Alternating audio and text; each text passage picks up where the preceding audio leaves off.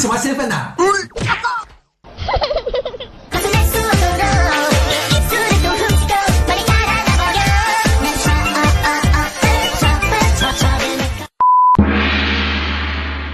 秀儿，今天陪我玩？不行，我是他交的第一个朋友，今天应该跟我玩。不，我是他最喜欢的朋友，他该跟我玩。跟我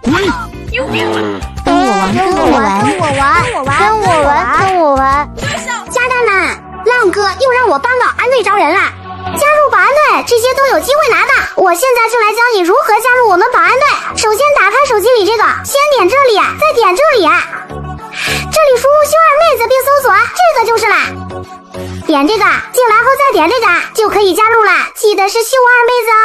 你们住手，不要再打了，不要再打了，住手！我现在脑子有点空白，就很晕。秀儿，你说今天到底跟谁玩？这样吧，咱们大家一起玩。哦吼，怎么玩？瞧好吧。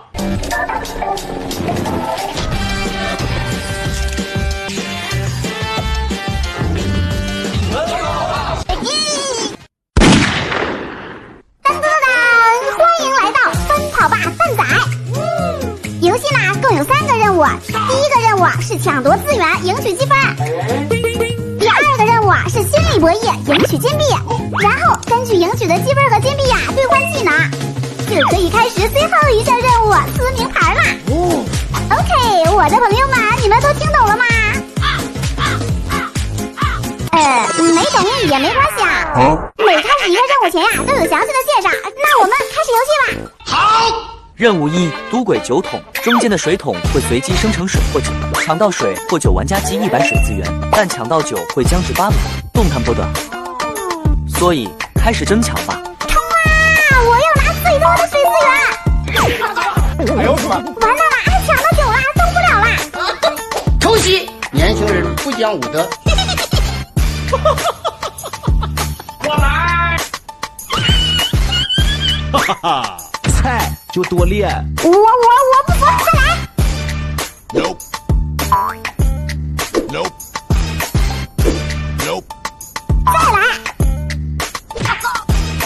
一箭双雕，这是我的地盘啦。做梦呢！ OK， 第1回合结束，我们看看我们的积分。200，还不错。第2个任务，我要拿回属于我的一切。任务2比的是心理博弈，桌上有带金钱，2个选择，共享或独吞。所有人选择共享则平分，若2人以上选择独吞，则全员不获得金币；只有1人选择独吞，则这人获得全部金币。懂啦，开始游戏。第1轮咱们先观战，我们不做任何选择。本轮1弹共享，0弹独吞，6弹弃权，金币轮空，无人获得。哎呦，第1轮都在试探呀，我当时哪个呢？选共享吧，平分总比没有强。本轮4弹共享，3弹独吞，金币落空，无人获得。我觉得这第3次大家大概率都会选择共享，那我当然是独吞啦。本轮6弹共享，1弹独吞，金币平分。拿到我们获得的金币和水资源直接去商店购买盲盒。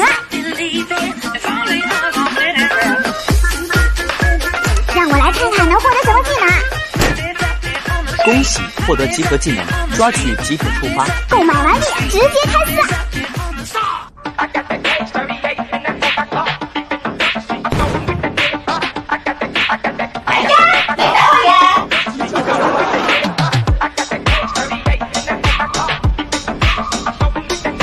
抽西，暹罗猫到手。快走，快走！打菜侠到手。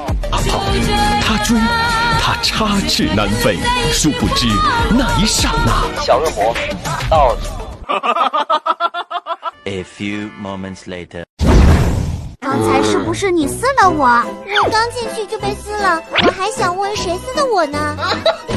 我和你没完，你等着我！我不交朋友了，我。兄弟们，问你们个事儿啊，如果把蛋仔派对做成英语学习软件，你会爱上学习吗？今天我就发现了这么一个炸裂的游戏，它它是集蛋仔派对加圆梦之星加英语学习的终极缝合怪。ABC 英语奖这款游戏啊，有着很高的评分，那好评自然也是丰富多彩。但是啊，这个游戏的差评啊，更是精彩多多啊。那么究竟是一款什么游戏能做到差评都这么参差不齐？那小伙伴们给秀儿姐姐点个赞，我们啊一起往下看。好啦，我们现在在捏脸还有起名字的界面啦，这里可以选择我们的表情，当然肤色还有发型可以调整。等等啊，这肤色怎么只有脸变色呀？现在系统让我们选择叫2，每个年级都囊括在内，还是比较专业的啊。既然我的英语成绩那么好，就选初1吧。好，现在姐姐我进入游戏啦，可以见到大厅的各种各样的道具啊。就问你们像不像盗版的蛋仔派对？但是在我要拿起道具时You are welcome. You are welcome， 就像这样要读出英语才行。快来看我发现了什么，蛋仔里的魔天鹅啊！但是居然脱模没办法做，咱就是说别这么偷懒行不行？再有就是大厅这里这个滑板场不错，还有这个风扇，我们可以直接起飞。怎么飞不起来呀？还有提示，请爸爸妈妈添加小助手的微信，就可以帮你进入滑板场了。快行动起来吧！要加微信才能进滑板场啊！我们来看一下每天30题，至少背会5个词真有这么神？那英语课还有什么必要？不过我技术见长了，每次比赛都能在前8名。因为这游戏一局只有8个人。不过说到游戏的质量，还得要看皮肤的盲盒呀。不瞒你们说，我还以为进错游戏了呢。不过这个游戏还有跟宠物的对战系统，走到大厅的怪物旁边就可以跟宠物对战啦。IC6， 伤害是根据发音的分数来判断的。但是如果遇到血量高于自己的玩家，就算喊破喉咙都没用。除此之外他的这个按键，我只能说，咱要不直接换个蛋仔好啦。那为什么又说原理氮气呢？你们看，我能理解你想超圆梦，但你这好像在吸人家脑干一样。哎呦我的妈！